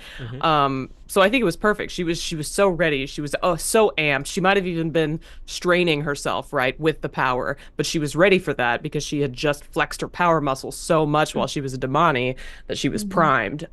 So yeah, I think so many people complain that Egwene would never be able to hold her own against Ishamael. Well, she didn't. She was clearly breaking down, and just the fact that she did for a second was super impressive and a testament to everything that she had gone through and everything that she had overcome. Yeah, I think it's, again, within the narrative that they were writing, so believable, right? And yeah. I liked how Maddie explained it. She was like, she had literally just had a victory of sorts, and she was riding this high where she was like, I can do anything right now. You know? Rand I am a god. Yeah, right. Rand's here. It's adrenaline. I can protect Rand. You know, you know, I will protect those who need protection. Right. What is the Cannot protect themselves. Yeah, exactly. The second ideal. That's what she was doing it. Right? Egwene's a windrunner. Exactly. Grace, do you mind reading this and about that? Ishamael face off, I guess. And I think we see that she's channeling against Ishamael. There's also a sense of retribution. She wants to protect Rand. She wants to right the wrongs that she couldn't be there for him in the eye of the world. She wants to protect her friends. Now she is strong enough to, and I think she's also afraid of Ishamael. She's faced real, true atrocities in this world, but of course, she isn't strong enough to hold against him. And then that's when her friends come in and they rally together and they support each other. I think that is the key message of this. At the end, yes, our heroes are strong on their own and very capable, but ultimately they need to be together and work together and to support each other if they're going to face and survive the horrors of this world. Yeah, I think that's such a great way to answer that question, because I mean, you could get hung up on like, how could you stand up to Ishamael, but it's Ishamael was maybe weakened at that point too. He had broken all the seals. His plan was going not to what he had planned, right? It was going awry, and Egwene, it worked out well within that narrative. I think really, really well. Let me bring in our caller here and see what they have to say about this. Hey, welcome to the Dusty Wheel. Who's this? It's Andrew. Hey, Andrew. It's Andrew. Hi. Thanks for calling How's in. it going? Good. You're welcome. So what do you think of this? There were some people who were like, how can Egwene stand up and be a shield against Ishamael? Did you have a problem with that? I think you guys touched upon. No, I don't actually, for a lot of reasons. I don't. I think you guys touched upon it on two reasons. One is she's got the high of, being extra forced, so she's a little more amped, and she's just gone through battle, so she's got adrenaline. And I'm not sure if she was taking her seriously enough that he was using his full strength. Right. Once she realized that she started she's not dissipated. She's not just, the shield isn't evaporating right away. I'm not breaking it. Let me force it more. And then she kept going back and back until, Captain America came to the rescue. Or Captain Golden Eyes came to the rescue. Yeah. But, and say what you want about that aspect of it, but that's another argument. But I think that was believable.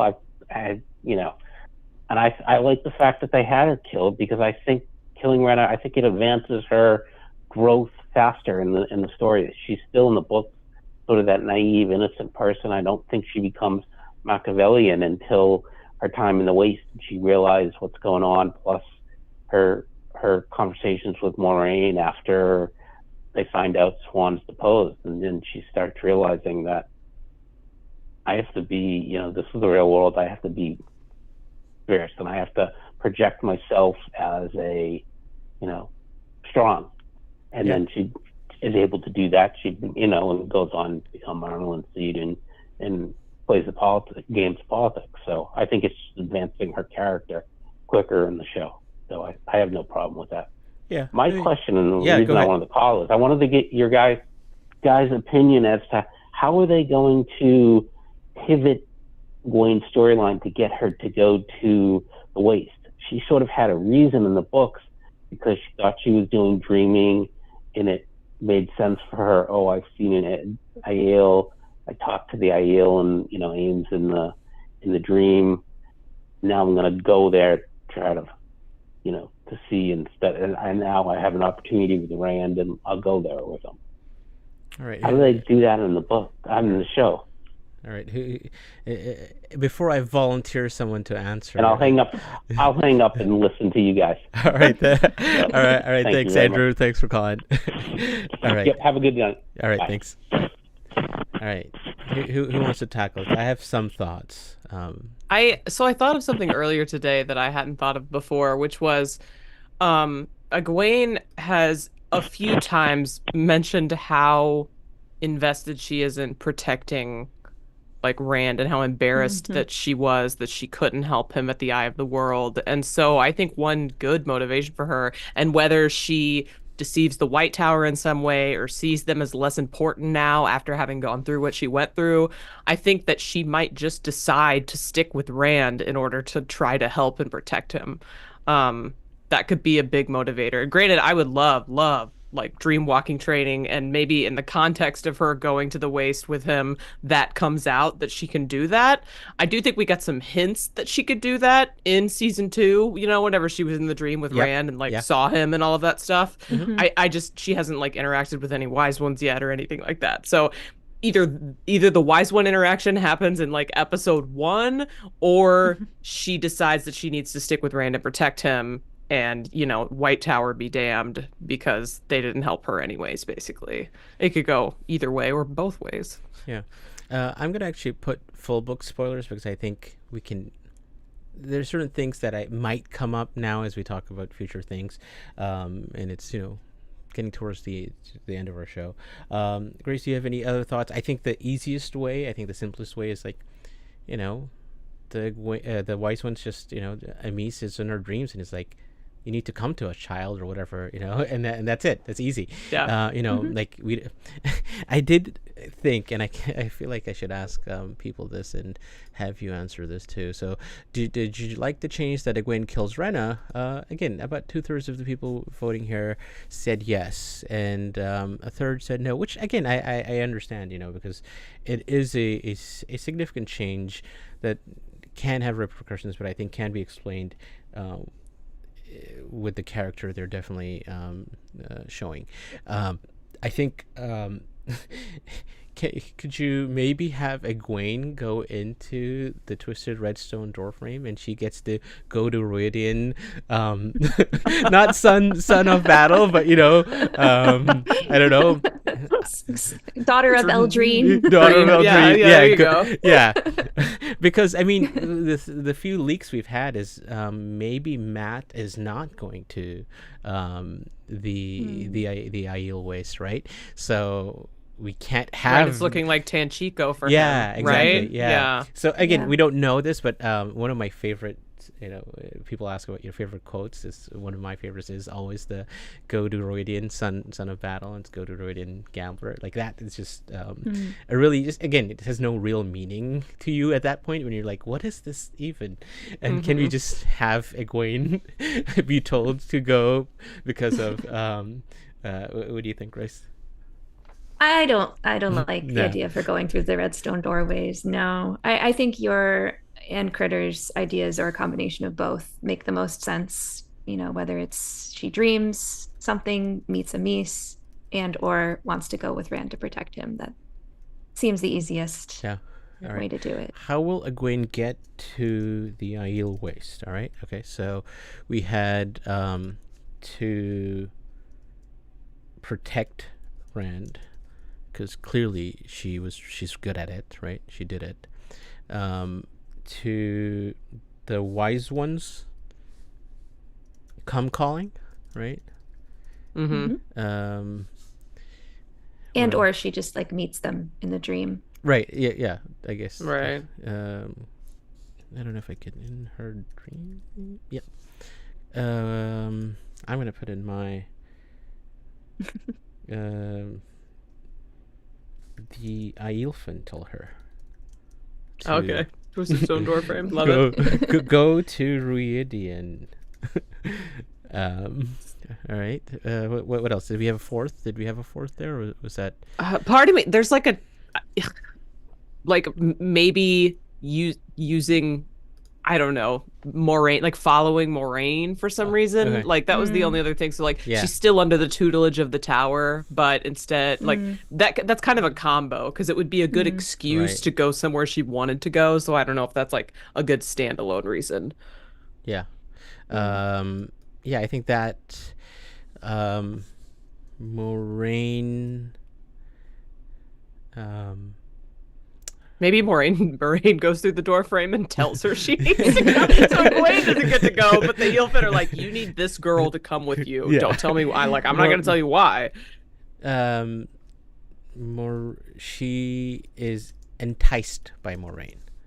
I don't know. Yeah. Yes, that's, you know, It there's works. something Moraine does that makes her like, I need to stay with her. Yeah. Okay, all right. Let's see how people talk about this. See, is there anything else? I do. Oh, Somebody that in the would've been a chat- good- Arosa said she doesn't go to the waste. Well, there's okay. So I was gonna say somebody I in don't the wanna chat believe that. asked if she's going, like, if she's gonna go to Chanchico or the Waste of the White Tower. And there's one of the interviews actually, Maddie actually says like, yeah, and kind of her next phase is learning from the wise ones in the Waste, or like going to the Waste. I can't Yeah. remember the exact words. Yeah. Yeah. But Maddie said in an interview that that's where she's headed. So Yeah. I'm gonna Okay. assume that's yeah. true. Yeah, I think the question was, you know, she's met, you know, the Tuathon, she's the Two Rivers, she's met the Shanshan now, and you know, in the book she goes to the Aiel Waste ones, and she's like, yeah, you know, she kind of answered that in the affirmative. So I think, yes, I think we can say, I mean, that would be a change I don't think most book readers would be not okay with. Some of us who are I very would accepting riot. of changes would be Yeah. less accepting of that change. Yeah. Put it mildly. Yeah, you know, just talking about some you know, relationships that Egwene had before she got to the Shanshan, right? So let's maybe a couple of things, you know, mainly her. I think this is the one, just her relationship with Nynaeve and Elaine in the tower, because that's someone, you know, she got really close to, and when, especially when Nynaeve had gone through the arches and was not coming back, Elaine definitely was there for her. But I think this is the thing that I thought was really good. That when she wasn't coming back and Nerdist, Maddie was like, but when Egwene thinks she's lost Nynaeve and also feels she's lost Rand, Elaine's really there to help her pick up the pieces to comfort her, which is really beautiful. I love episode 3 is one of my favorite episodes of how amazing Zoe is, but I really love the scene where Elaine talks Egwene off the edge and just knows what she needs in that moment. So I think, you know, even though there is a lot, you know, to keep because we didn't get the Dragon Reborn Supergirl's adventure, right? So the fact that them three have not really been together that long is a little sad, you know, sad, because if Egwene needs to do her own thing now, and she doesn't really get back with them at all until afterwards, and she's Amerlin, right? And so we lose that, so that you can make an argument that we get that Black Aja Tanchico thing and Egwene's there, but I think you can't take away or unless you do both. What do you guys think about that? She actually does go to Tanchico with the three of them, and then somehow ends up in the Waste afterwards, And gets halfway summoned through. to the Waste. Yeah, or something like that. You know, she ends up in the Waste halfway through or something, so you could do both. That's a lot of space to cover. Yeah. Yeah. I don't know. It's tough. It's tough. I think Yeah. they have to get to the. I don't know how they'll do it. You know, there's going to be so many. I keep thinking of the number of things that they need to show that we know of: the Two Rivers, the White Tower, Camelin. Hope maybe, I don't know, because Camelin was mentioned in some of these things. Tanchico, the Aiel Waste. There's like so many places to go, and That's are they going to start crazy. off in Falma at all? We don't know, right? Or is there going to be another time jump? Yeah, Like, exactly. it's such a good question. Like, I want to see them all together, but in, you know, any interviews or whatever that we heard about that final episode, it was very much like, this is their one time to all be together. And I'm Yeah. like, what do you mean their one time? Like, Yeah. what about Yeah. the beginning of season 3? Yeah, like, is Nynaeve not even going to, like, are we going to see flashbacks of Nynaeve meeting Lan, like, or like like what's going to happen there? Are they going to be together? You know, like, you know, I don't know. because she has to get to Tanchico. Like, how does that happen? It'll be interesting how they actually end up doing that. Honestly, like, looking back on the books too, like, there's not a ton of Egwene, Elaine, Nynaeve stuff that I'm like, oh yeah, that's the dynamic that I crave, Mhm. right? Because Yeah. there's a lot of Nynaeve and Elaine, Yes. right? Like Mhm. there's a lot of that. We've got the Yeah. Saladar plot and all that stuff is just Yeah. primarily them bickering and being hilarious with each Mhm. other and being ridiculous. Yeah. And so I don't know how vital Egwene is to any of that. Like I think she's Yeah. got her own big plots to follow. Right. And I don't think she'd be necessary in Tenchiko at all. I mean, I'd love to see it. Like more Maddie the better, but Right. unnecessary in my opinion. Yeah, Grace. Yeah. Yeah, what do you think? Like, and like I said, the Dragon Reborn thing didn't happen with them three together, but then they're not together at all, and don't think it's important. I agree with that. Yeah. Yeah, no, I think when the three of them are together, a lot of it is just Elaine mediating between Egwene and Nynaeve fighting. And it's not really that interesting. I think actually when you get the three of them together, it changes the dynamic in a not good way. Because Mhm. either it's like what, you know, Nynaeve and Egwene are so close from when they grew up. So it's like Yeah. Nynaeve maybe getting jealous of Elaine is Egwene's new friend. And, you know, it tilts the dynamic, and I don't think it actually works. I think Elaine and Nynaeve together is much more interesting. So yeah, I don't think we need the three of them. Plus, Yeah. you will still get the three of them, assuming the Teleron Riode stuff happens, right? Right, Because they have exactly, their little yes. meetings They can constantly. check And in. Yeah, they'll have plenty of time together if they decide to give them that time. Yeah. Yeah. So this is the one I was actually looking for, and this answers one of our questions, I think. This is with Nerdist, and Maddie was like, "We are also close. Zoe and I have known each other for years now, but getting to know Kiara was just so easy. She's our perfect Elaine because, like Elaine, she's an amazing listener, and she is such a wonderful, kind person. And I think Egwene really finds comfort in her and security, and they're unlikely friends, but it's also an interesting dynamic. 3 is definitely a crowd, and we see there's a bit of tension there. Elaine's helping Egwene with her jealousy that she's feeling towards Nynaeve, but then Nynaeve is also feeling, I think, maybe a bit of jealousy at the relationship or confusion as to what Egwene sees in Elaine. So 3 is a crowd is basically Yes. the answer for us, I think, even going forward, because that is it's hard to do to have to continue to have that, I think, going forward. So God, can you though imagine for a second, like this isn't Egwene related, but the Matt Nynaeve Elaine dynamic, like how funny, like if they're in it'll be so Tenchiko good. together, Whoa. like that is gonna and be Min be really Min cute. is probably and gonna, yeah, I don't that'll think be we a- know about Min, but I think, I don't know, is that something that I just in my head believe Min is going to end up in Tenchiko? I don't know that personally. Where does Min go to Tenchiko in the books? No. No, yeah, no. But I just She's feel in like the tower. Yeah, yeah. And then she's with I just feel Loki like and Swan. that would based on what they've done right in season 2 with Avienda maybe going to the Two Rivers, and maybe Min going with Matt wherever Matt is, Avienda, Perrin, Matt, and Min. I don't know if that is going to continue. Wait, that's what it's looking like? That Avienda's going to the Two Rivers? It's not. No, we don't know this, but I think there is something about, well, like, how does Avienda, like, what does Avienda do now, right? Like, Avienda is, Well, she was looking for the card, yeah, and she found him. yes, and it's like, well, why do Bain and Chiad go to the Two Rivers, right? Like, it's That's a good point. yeah. There's questions there that are not, and they kind of built up this Perrin Avienda thing and Matt and Min She thing. has toe to Perrin. Yeah, so exactly, she's something following like him. yeah. Yeah. So Maybe Perrin can ask her to mentor Rand? yeah. I don't know. I just really want them to be together in a way, Yes. so I'm like, no, I mean, justifying totally. everything. I think it's it'll be interesting. I how want to know how Avienda and Elaine get together. That's my Yeah, like. that feels Probably like won't happen further in down the season road. three. Yeah. yes, that's again one that Their end game, okay? exactly. Yeah. All right, I'll be patient. I mean, this is Christian. Evan is probably going to the Two Rivers since she is the new Gaul. I mean, that is. I don't think it's as straightforward as that, right? That they haven't.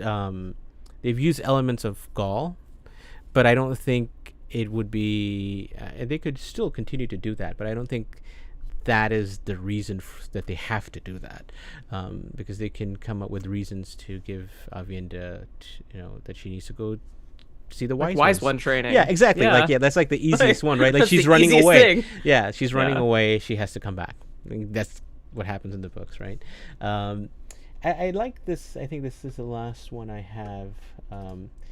And this is because I kept it to the last because this is talking about us, the wonderful people that we are.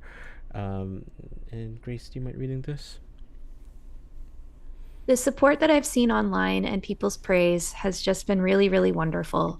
It was an incredibly difficult episode for me as an actor, and everyone's love has just been really wonderful because all of the hard work really pays off when you see new fans, but also book fans be like, this is what we envisioned. This is a character that people hold close to their hearts, so it's the biggest compliment you could ever ask for. Right. I mean, that is, and you're welcome. I don't know if she said thank you, but yes, thank you for thank you. You're welcome. You're welcome, Maddie. but also, But also, thank you. Yeah, exactly. That she was able to it's a lot of expectations, right? And I think a lot of credit goes obviously to her, but to Raimi Park and the team who did the writing and the direction of episode 6. I think for most people, episode 6 was their favorite. Let me actually ask people if episode 6. Should I ask them that, or should I give them choices? What do you think? So let's end this one. Choices. Okay. All right. Yeah. Because Yeah. Okay. All right. How will Egwene get to the Aiel Waste? About 2/3 her. The wise ones come calling. I think that's the easiest one. No one said the Aelfin will do it. Wow. They hate yours. Yeah.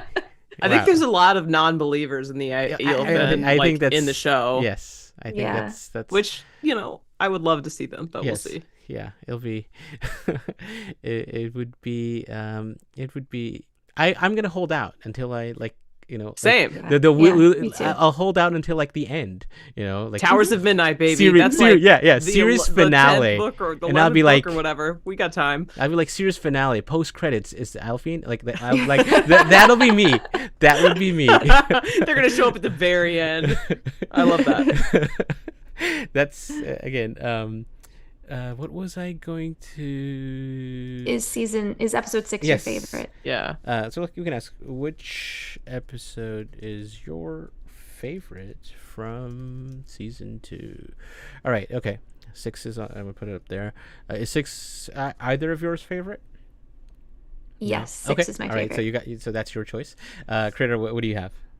8 is my 8? favorite. Okay. 8 is your favorite. I think 3 is also a very strong episode. Okay. All right. Nynaeve's.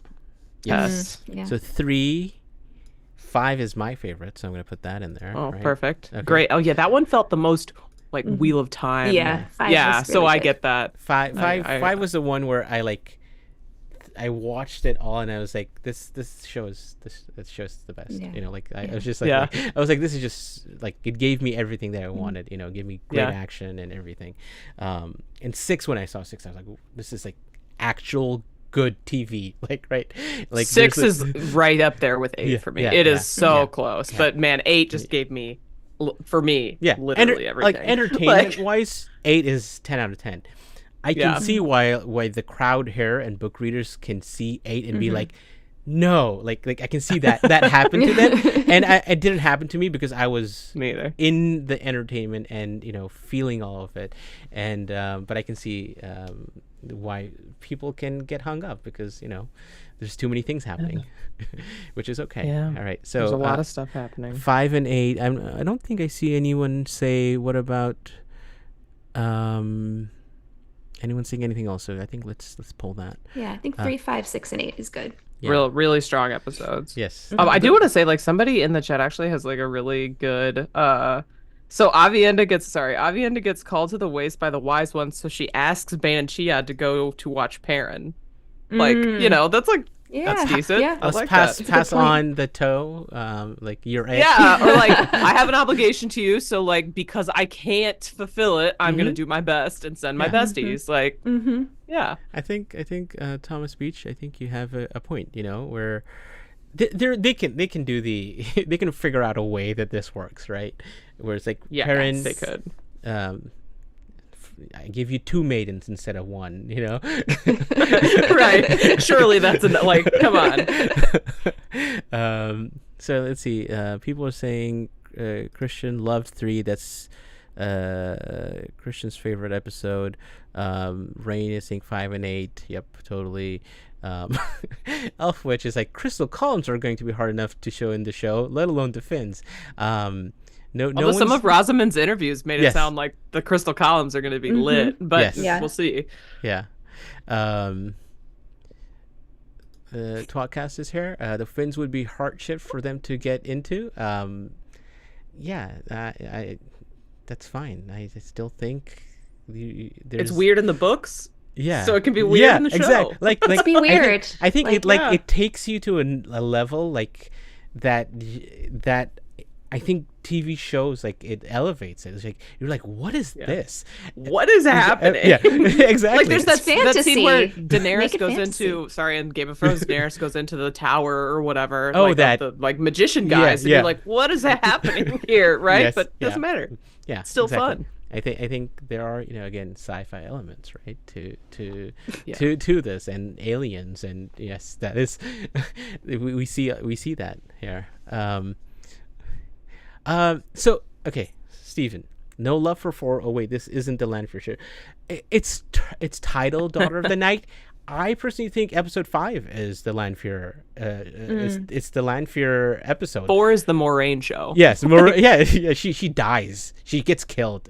So episode 4 is not really Lanfear. I think it's totally 4 is Celine. Yeah, at 5 is when she does the head burst. She does. I was gonna say she pops off in some ways, literally. Yes, exactly. There are heads popping off. Yes, she does that. She's in the dream world. Lanfear comes into herself. It was so interesting how the episodes were titled this season too, because like Damani was the title for episode 5, right? Yeah. And then 6 was Eyes Without Pity, which made sense, but like even one of the articles we read messed up. Yes, exactly. Yeah. They were talking about the episode where Egwene was tortured, and they were calling it Damani, and we were like, that's not really what happened. No. But it's weird. It is weird. Like, why did they call it that? Yeah. But, Daughter of the Night was 4, but it's actually 5. But it should have been 5. Yeah. Yeah. Though I guess she was awakened in 4, so like that's the one argument. They showed the cold open. the cold open and everything. Yeah, and totally. Hey, I'm at this point. I'm like the fact that they didn't give us the grave is no bar to my call as an episode title. I'm like, it doesn't matter. Like if they didn't give us that, it's fine. Whatever they give us is fine. It's going to be fine. What do episode titles really mean anyway? What do nothing. book? Like what are the Towers of Midnight? Like who? Like even book titles to me. So what is the Knife of Dreams? Right, exactly. So these are like in terms of actual you can name anything a title that's for an episode title. Like it has less meaning than obviously book titles, but even book titles, like once you're in it, it's not gonna be like, I don't like that book because the title is Wind and Truth and not Knights of Wind and Truth, right? Like it, which sounds like a Sarah J. Maas novel. I think the weirdest title of the Wheel of Time books is Fires of Heaven. I still have no idea. Maybe you could tell me why it's called that, but like Towers of Midnight makes sense because it's the elfin, right? And Crown of Swords, I guess, makes sense because it's what the crown that Rand takes in Ilion or whatever. Yeah, it is. Whatever. Yeah. But like, what is Fires of Heaven? Somebody in the chat, let me know, because I at this moment can't think of it. Yeah. It has to do with, I think, Balefire and what happens in Caemlyn and Ravin. I think that's what it is. I could totally be wrong, and I don't know how. Okay. I'm sure there's someone in chat who the will lightning be like, is lightning the fire of heaven. Well, they don't even have like a concept of heaven either, unless you're like the heavens that's is a the good sky. So Fires of Heaven is the one that I'm always like, yeah, where'd that come from, guys? Let the Lord of Chaos roll. Yeah, that totally.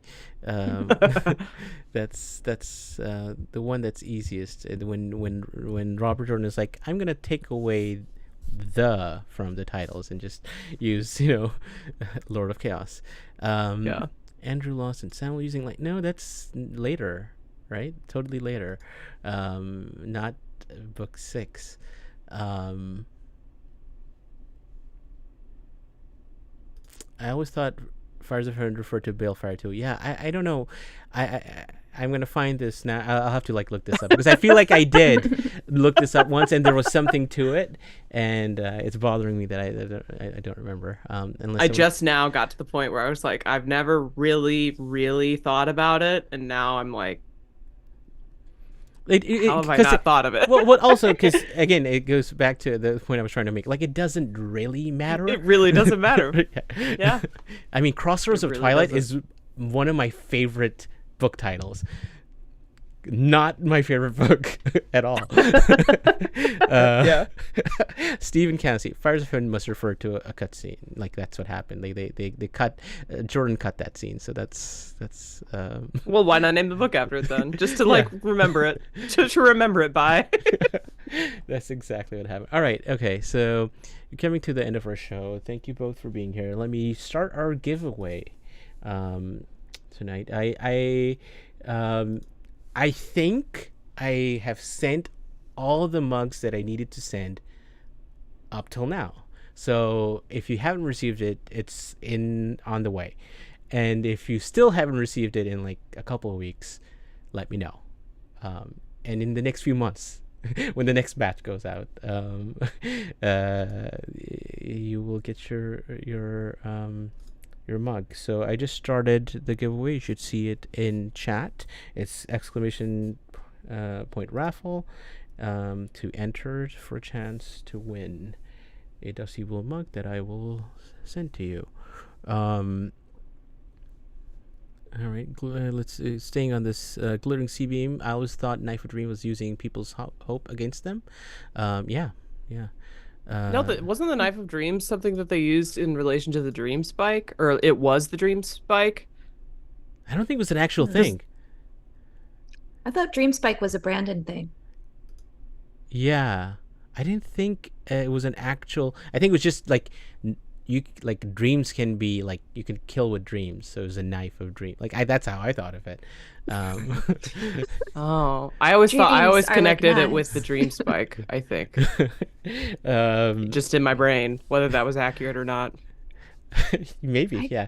I can't remember now when the Dream Spike. Yeah. It was book 13, right? Yeah, which Towers is Knife of Midnight. Dreams. No, that's 11. 11, I right? thought Knife of Dreams is 12. Towers of I'm so Midnight's confused. 11. No, you're 11, right. 11. Oh my It's god, 11. I'm gonna get mixed up. 12 is Gathering Storm, and Towers Don't of look at Midnight is me. 13. Nobody look at me right now. I'm embarrassed. It's the last. No, it's the last. confusing. It's a Jordan. It's totally a Jordan That's name, right? That's right. Knife of Dreams. It's his last. It is. One. It 100% is. Yeah. It's a quote from book 11.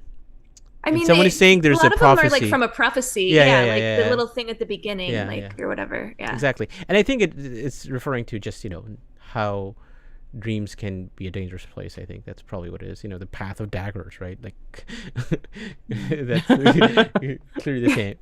All right, so we are coming back, and I'm not really sure if I'm coming back next week. I mean, it is Valentine's night. By the time we actually do the show, I can do it next Wednesday, but I haven't decided what I'm going to do. I'm kind of leaning towards doing everything we know about season 3, kind of a recap, because I felt when I saw WoT Series thing, and I'm like, oh, we have 2 episode titles, that made me realize that yes, I knew that, but I just I haven't put everything together. So I might do that next week. But in the next few weeks, what we do have coming up is a couple other things. We're going to do a low gain character deep dive. We've done this in the past with different characters, but we're also going to have a new guest on. There is a new YouTube channel. I think you've seen them in chat. Who's Taking Watch?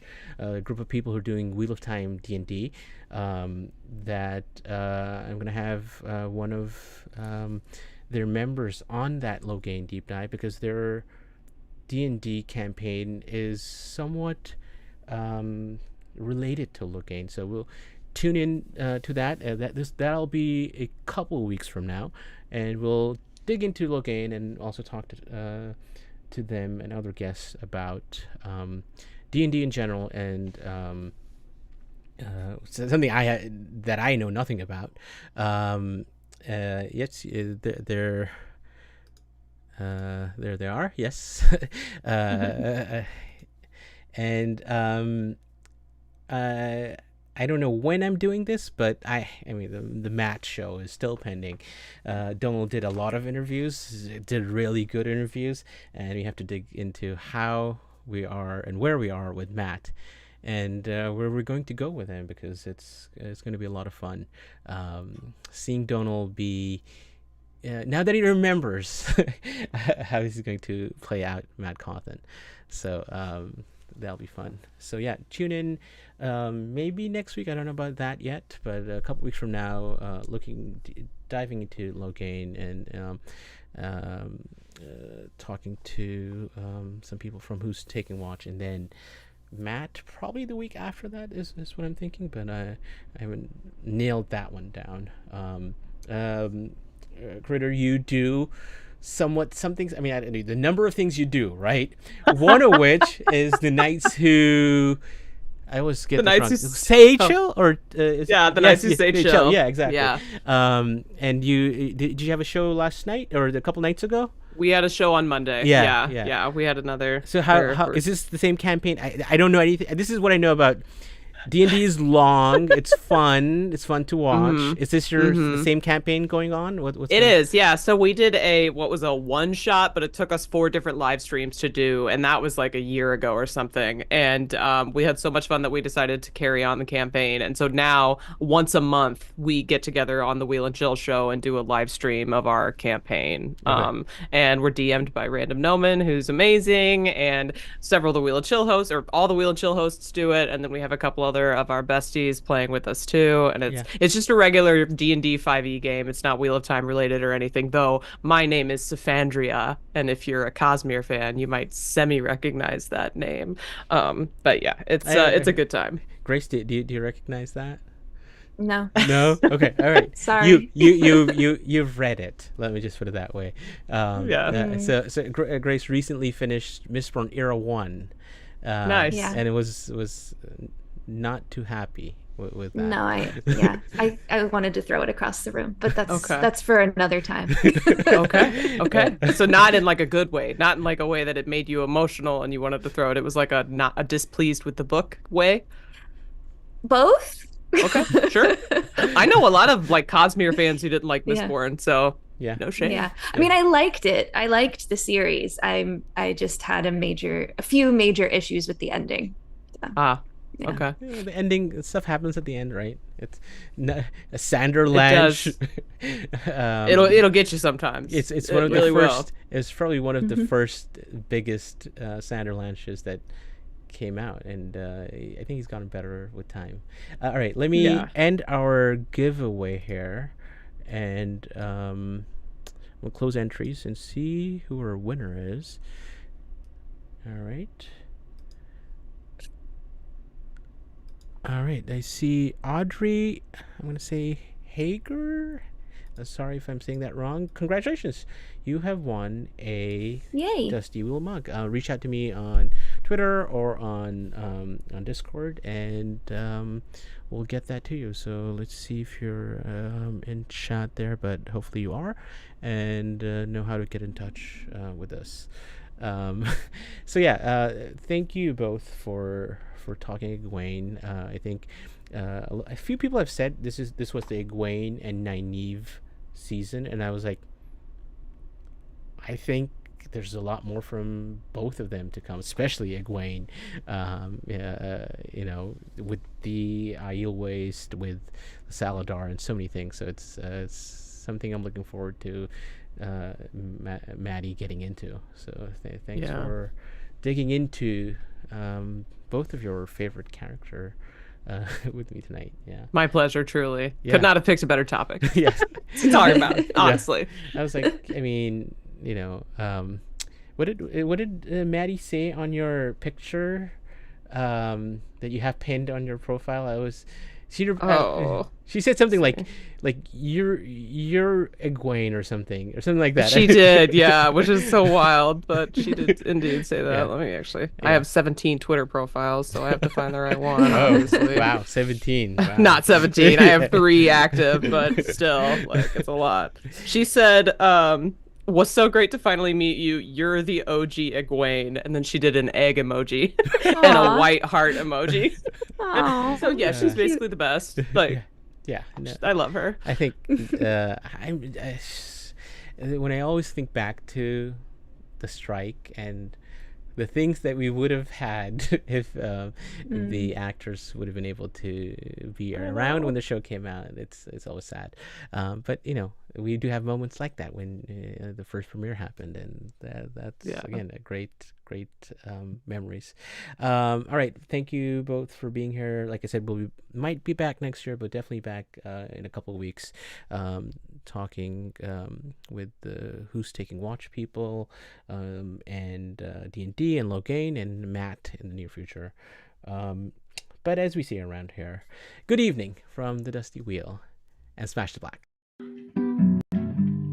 Welcome to the Dusty Wheel. Hey, welcome back to the Dusty Wheel. You went right to kill it. Look at you, you're all ready. You're just done. I mean, this is like, this is really well. scenes. And now I'm like, great, my turn. And if you don't like that and you want to say, well, Robert Jordan could have made the 2 rivers all white. He could have, but he didn't. So, Just complimented me on my dress, and as you can clearly see, I'm Sad. not I see Nakomi as something along the lines of a Shida Haran analog. it does make sense why it outlasted the breaking. Yeah. See, this is why I have Therese in the show, because she's going to correct everything that Hey everybody, welcome to the Dusty Wheel Show. What? Remoff Challenge. Yay! Pair of like baby face mounted on like a huge body. So like all This of is a not sudden, just it's like, a traditional fantasy, right? There are sci-fi And elements. just a for moment those that are ago, kind of interested. Rafe tweeted something. So let me get my guest in here with me. And probably, I would say, put in 70, 80% of the work. I got to be over the shoulder and be like, no,